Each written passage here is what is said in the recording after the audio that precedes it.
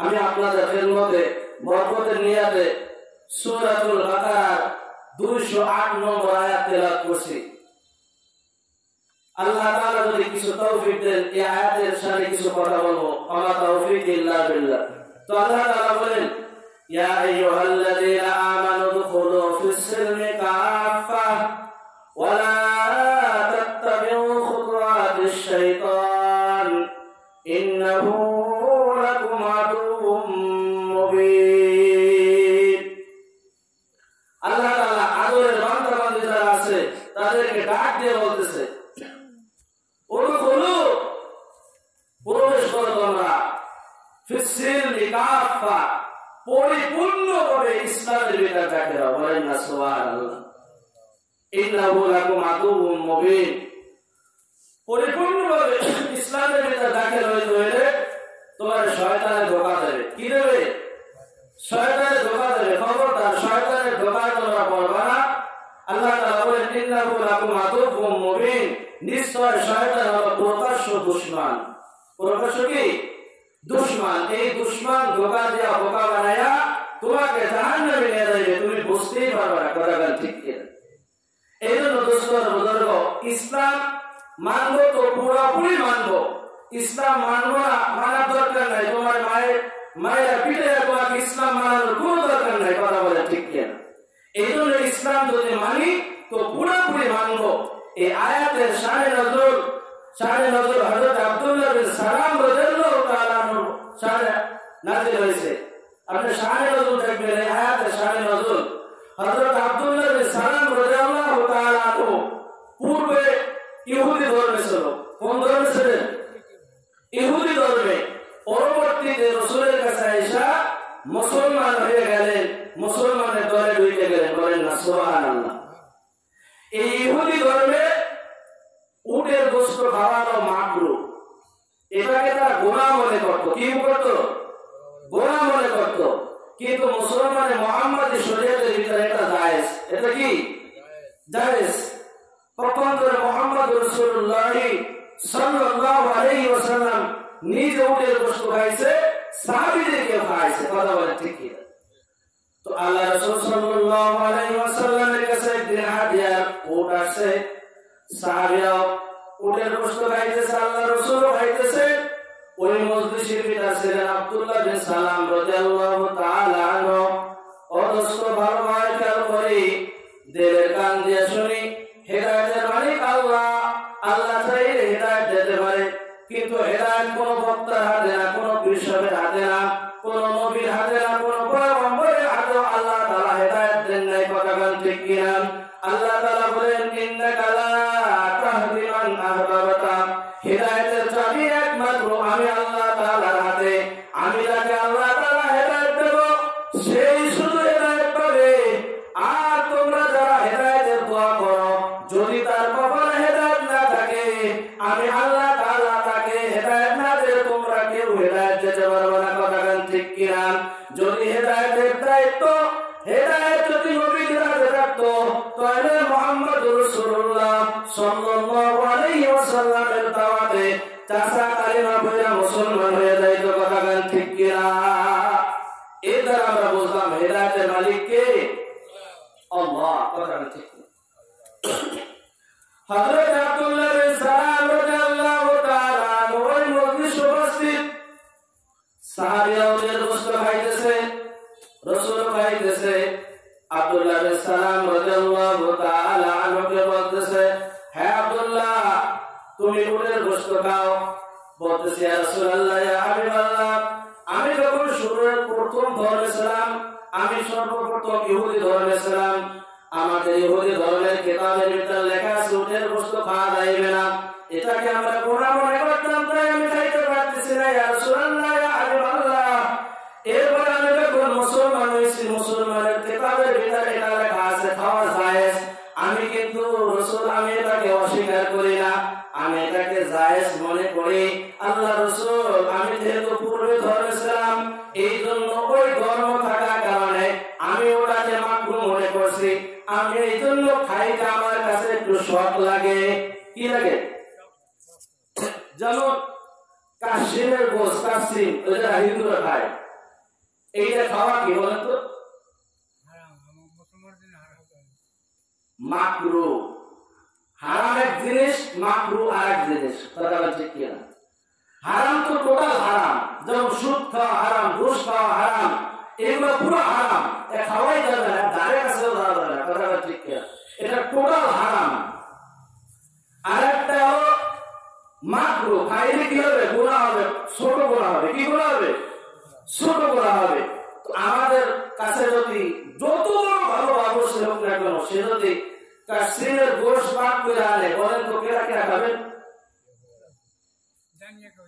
কেউ খাবে না। খাবে? কারণ ওটা আমরা কি করি? গোনা মনে করি, কথাটা ঠিক কিনা? ঘৃণার চোখে দেখি, কথা বলে। কিন্তু আব্দুল্লাহ বিন সালাম বলতেছে, ইয়া রাসূলুল্লাহ, ইয়া হাবিবাল্লাহ, আমি এটাকে হারাম মনে করি, আমি এটাকে জায়েজ মনে করি, কিন্তু আমার খাইতে একটু শখ লাগতেছে, এই জন্য আমি খাইতে পারি না। সাথে সাথে আমার আল্লাহ তাআলা আয়াত নাযিল করেছেন, ইয়া আইয়ুহাল্লাযীনা আমানু দুখুলু ফিস-সিলমি কাফা ওয়া লা তাত্তাবিউ খুতুওয়াতিশ শাইতান ইন্নাহু লাকুম আদুউম মুবিন। হে আব্দুল্লাহ বিন সালাম, তুমি হালালকে হালাল জানলে কাজ হইবে না, হালালকে হালাল খায়া প্রমাণ করাই দিতে হবে যে এইটাই হালাল, কথা বলেন ঠিক কিনা? ও দোস্ত, আব্দুল্লাহ বিন সালাম কিন্তু এটাকে হারাম মনে করে নাই, এটাকে জায়েজ মনে করছে, কথা বলেন ঠিক কিনা? আমার আল্লাহ তাআলা লৌহে মাহফুজ থেকে আয়াত নাযিল করে বুঝাই দিলেন, হালালকে হালাল জানলে কাজ হইবে না, হালালকে হালাল খায়া প্রমাণ করাই যাবে, কথা বলেন ঠিক কিনা? এই জন্য মেরে দোস্ত, ইসলাম মতো চললে দোস্ত অটোমেটিক শান্তি এসে যাবে, কথা বলেন ঠিক কিনা? ইসলাম যেখানে শান্তি সেখানে, ইসলাম ঘরে নাই, ঘরের ভিতর অশান্তি, ইসলাম সংসদে নাই, সংসদের ভিতর অশান্তি, ইসলাম বাইরে নাই, বাইরে অশান্তি, ইসলাম যে জায়গা থাকবে না ওই জায়গা থাকবে অশান্তি। খোদার কসম, যত শান্তির দোয়া করো দোস্ত, কোনোদিন শান্তি পাওয়া যাইবে না, কথা গান ঠিক কিনা? এই জন্য ইসলামের প্যাকেটের ভিতরে তুমি ঢুকে যাও, অটোমেটিক আমার আল্লাহ তাআলা তোমাকে শান্তির ব্যবস্থা করবে, কথা বলেন ঠিক কিনা? আমরা ইসলাম মানি না তা না, আমরা ইসলাম মানি, কথা বলেন ঠিক কিনা? কিন্তু কিরকম মানি? ইসলাম মানি মন মতো মানি, যেটা আমার পছন্দ হয় ওইটাকে আমি মানি, কথা বলেন কি? যেটা আমার বিপক্ষে চলে যায় ওই ইসলামের ধারে কাছে আমি নাই। এইরকম বলেন, এইরকম ইসলাম মাইলে কি জান্নাতে যাওয়া সম্ভব? এক সেকেন্ডের জন্য জান্নাতে যাওয়া কুশ্চিন্তার সম্ভব হইবে না, কথা বলেন ঠিক কিনা? কারণ মালিক বলছে, ইসলাম মানো তো পুরোপুরি মানো, ইসলাম মানবা কিছু, মানবা কিছু ছাড়বা, তা তো হতে পারে না, পারে? তাহলে কাজ হইবে না। এই জন্য পুরোপুরি ইসলাম মানতে হবে। আমরা ইসলাম দ্বারা মানি থ্রি কোয়ার্টারে। কি কোয়ার্টার? থ্রি কোয়ার্টার বলেন। থ্রি কোয়ার্টার ইদানিং যুবক ভাইরা আমার প্যান্ট পরে, এমন এক আধুনিক প্যান্ট বের হয়েছে যে প্যান্ট দিয়া যুবকের লজ্জা স্তর লাগে, কথা বলে ঠিক কিনা? উঠতে উঠতে উঠতে উঠতে হাঁটুর 4 আঙ্গুল নিচে, 4 আঙ্গুল নিচে উঠে গেছে। তো এই 4 আঙ্গুল নিচ পর্যন্ত উঠে গেছে হাঁটু, এটাকে বলা হয় থ্রি কোয়ার্টার। এটা কি বলে? Three quarter. আমরা ইসলাম মানি থ্রি কোয়ার্টারের ইসলাম মানি, কথা বলে ঠিক কিনা? কিন্তু কসম খোদা, এই থ্রি কোয়ার্টার ইসলাম দিয়া আল্লাহর জান্নাতে যাওয়া সম্ভব না, কথা বলে ঠিক কিনা? ছোট একটা মিশাল দিয়ে বলবেন, যুবক বিবাহ করার পরে শ্বশুর বাড়ি গেছে। কোথায় গেছে?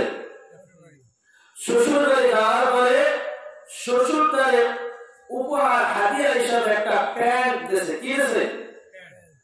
এই প্যান্টটা সাইজের 4 আঙ্গুল বেশি হয়ে গেছে, ঝুল বেশি হয়ে গেছে। এবার বাড়ি তাইরা দেখে যে প্যান্ট আমার শ্বশুর দিয়েছে, এই প্যান্ট যদি আমি পড়তে হইলে এই প্যান্টের উপর একটু মেহনত করা লাগবে, 4 আঙ্গুল মাপ দিয়ে কাইতে পারে, এটা আবার সেটাই করলে পড়ার উপযুক্ত হয়ে যাবে, কথা ঠিক কিনা? তো এই যুবক যখন বিবাহ করে বউ নববধূকে বাসায় নিয়ে আসছে, আসার পরে বলতেছে, শোনো, তোমার বাপ যে আমার প্যান্ট হাদিয়া দিচ্ছে, উপহার দিচ্ছে, এই প্যান্ট তো আমি পড়তে পারবো না, কারণ এইটা টাকনুর নিচে চলে যায় 4 আঙ্গুল। আর এই জামানায় টাকনুর নিচে প্যান্ট পরলে মানুষ তো আহম্মক ছাড়া কিছুই বলবে না, কথা ঠিক কি? এই প্যান্ট যদি আমার পড়তে হয় তাহলে এর পিছনে মেহনত করতে হবে, দর্জির কাছে নিয়ে কেটে সেলাই করতে হবে। তোমাকে আমি বললাম তুমি এই প্যান্টটা 4 আঙ্গুল মাপ দিয়ে কাইটা সুন্দরভাবে সেলাই করে রাখো, আমি এসে কিন্তু পরে পড়বো, পরে ব্যবহার করো। তো নতুন বিবাহ করছে, নতুন বউ দেখার জন্য সবাই আসছে। নতুন বাড়ি বউ দেখতে আসে না নাই? আপনার এলাকায় আসে? জীবনে মানুষকে 3 বার দেখতে আসে। কয়বার? জীবনে হায়াতে 3 বার আসে। আর আত্মীয় হইলে তো একটু ঘুরে ঘুরে আসে, আর না পারে কমাস কম হায়াতে জিন্দিগিতে 3 বার আসে। একবার যখন জন্মগ্রহণ করে তখন আসে দেখতে, কথাটা ঠিক কিনা? নানটুর ভোলা কিরম হয়েছে একটু দেখি কি না? আবার এই নানটু যখন বড় হয়, নানটু বিবাহ করে, একটা পুত্রবধূ ঘরে আনে, এই বউ দেখার জন্য কিন্তু সবাই যায় কি যায় না? আর একটা দিন যায় তোমাকে শেষ বিদায় জানাইতে যায়, অর্থাৎ জানাজার নামাজে তোমার হাজিরা দিতে যায়। কথা বলে ঠিক কি? তো অজস্র বুজুর্গ স্ত্রীকে দেখার জন্য অনেক মহিলা আসছে, ভিড় জমাইছে। স্বামী যে পড়তো একটা হুকুম দিয়েছে, ওই সাদার কথা মনে নাই। এবার স্বামী এসে তো এবার স্ত্রীর মুখোমুখি করতেছে, কি ব্যাপার তুমি আমার কাজটা করো নাই? ওই দিন এই কথা এই সারি তার মা শুনছে, রান্না করেছিল বোন শুনছে। শোনার পরে বলতেছে আমি তোমাকে শেষবারের মতো বলতেছি, দ্বিতীয়বার আর তোমাকে বলা লাগে না। আমি যেন দ্বিতীয়বার এসে দেখে আমার প্যান্ট কাইটা সুন্দরভাবে সেলাই করে রাখছো, আমি যেন পড়তে পারি। এই কথা বইলা যুবক আবার বের হয়ে গেছে কাজে।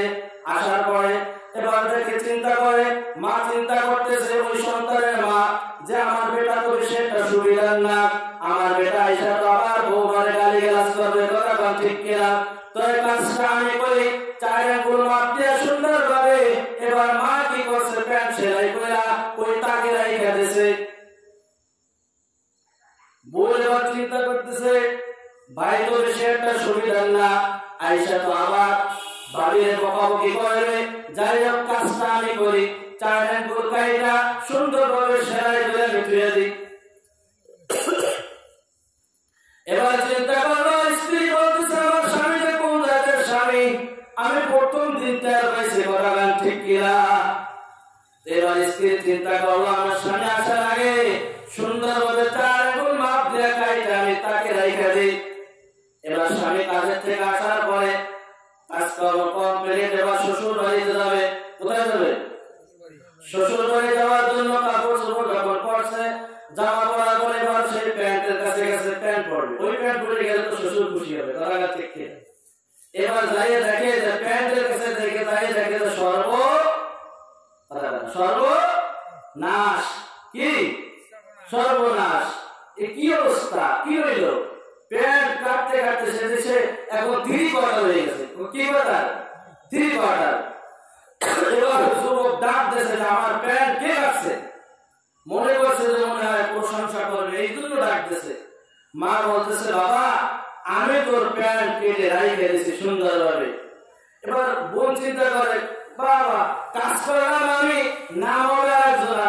বোন ডাক দিয়ে বলতেছে ভাই আমি প্যান্ট নিজ হাতে কাইটা আমি ওই সুটে রেখে দিছি বা আলমারিতে রেখে দিছি। এবার স্ত্রী আর কোনো কথা বলে না, কথাটা ঠিক কি? তো প্যান্ট পরে রেখে এখন প্যান্ট হয়ে গেছে 3 কোয়ার্টার। কি কোয়ার্টার? 3 কোয়ার্টার। এবার আপনারা বলেন এই প্যান্ট পরে কি শ্বশুর বাড়ি যাইতে পারবে? শ্বশুর বাড়ি গেলে কি বলবে মানুষ? বলবে আহম্মক, বোকা, তুই কোথা থেকে আসছিস? কথাটা ঠিক কিনা? অথচ ইসলাম মানি না আমরা তা না, ইসলাম মানি কিন্তু ওই রকম ভাবে মানি, কথাটা ঠিক কিনা? বলেন ওই 3 কোয়ার্টারের ইসলাম দিয়া আমরা কি জান্নাতে যাইতে পারবো? জান্নাতে যাইতে পারবো না। এজন্য মেরে দোস্ত বুজুর্গ পুরোপুরি ভাবে ইসলাম মানতে হবে। ইসলাম মানলে আমার আল্লাহ তাআলা শান্তির ব্যবস্থা করবে, অটোমেটিক আসমান থেকে শান্তি আসবে। কথা বলেন ঠিক কিনা?